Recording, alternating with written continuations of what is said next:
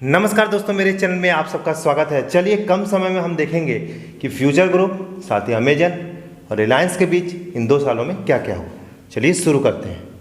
दोस्तों, चैनल पे पहली बार पहुंच रहे हैं, मुझे सपोर्ट की बहुत ज़्यादा ज़रूरत है, तो चैनल को सब्सक्राइब कर दीजिए, साथ ही बेल आइकन को भी दबा दीजिए ताकि आपको इंपॉर्टेंट वीडियो के नोटिफिकेशन मिलते रहे, वो भी कम समय में। तो चलिए वीडियो को आगे बढ़ाते हैं। चलिए हम जाते हैं 2019 में। 2019 में आपका फ्यूचर कूपन में 49% हिस्सेदारी के साथ फ्यूचर रिटेल, जो कि फ्यूचर कूपन में आपका फ्यूचर रिटेल के 10% हिस्सेदारी, वो अमेजन के हाथ में आ गया। मतलब कुल मिला के आप ये बोल सकते हैं कि 2019 में डीलिंग की शुरुआत हो गई। साथ ही आपका ये डीलिंग का जो ईयर है वो आगे आने वाले समय में बढ़ता जाता। डीलिंग में ये भी हुआ कि आपका जो रिलायंस है और फ्यूचर के बीच जो है वो डीलिंग नहीं होगी।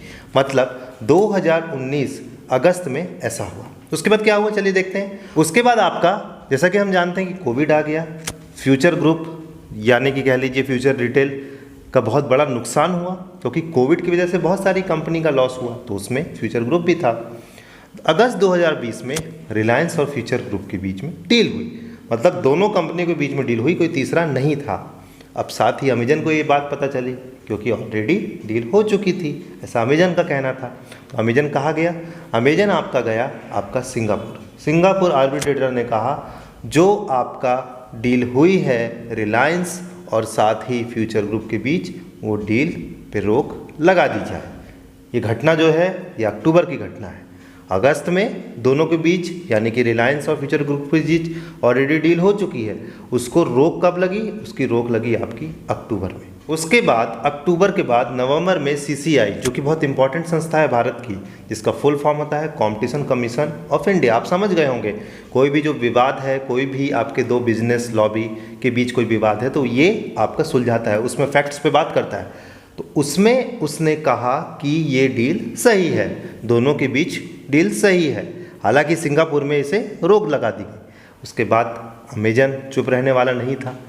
उसके बाद पिछले महीने की बात है, जुलाई 2021 में भी सीसीआई ने कहा कि अमेजन ने गलत फैक्ट प्रस्तुत किए हैं और डीलिंग जो होनी चाहिए वो फ्यूचर और रिलायंस के बीच होनी चाहिए। लेकिन सुप्रीम कोर्ट ने कल एक फैसला आया, वो फैसला ये था कि जो सिंगापुर आर्बिट्रेटर ने कहा है वो सही है। मतलब बहुत बड़ी बात है, सुप्रीम कोर्ट ने इस डिसीजन को हाँ कर दिया।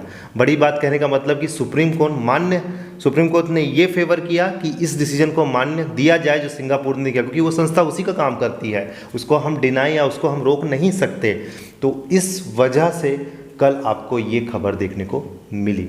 देखते हैं आगे फ्यूचर ग्रुप फ्यूचर रिटेल क्या करता है, हाईकोर्ट में किस तरीके से याचिका दायर करता है। आशा करता हूं दोस्तों 2 मिनट में आपको जरूर इंपॉर्टेंट इन्फॉर्मेशन आपको जरूर अच्छी लगी होगी। मिलते हैं अगले इंटरेस्टिंग वीडियो में। धन्यवाद।